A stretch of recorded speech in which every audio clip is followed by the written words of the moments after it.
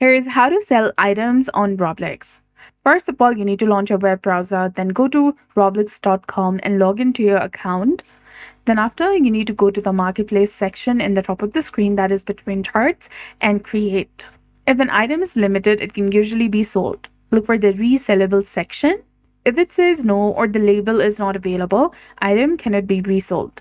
To sell an item, you need to go to your profile and then go to the navigation menu, or you can directly access the inventory from the left-hand side of the screen. Tap on inventory, find the item that you want to sell. You'll see the sell item option. Click on that and you'll be asked to set a Robux price. Robux takes 30% of the sale. After it sells, the Robux will be added to your balance. And that's it. I hope you found this video helpful. If you did, please like, share, and subscribe. Thanks for watching. We'll see you again in the next one.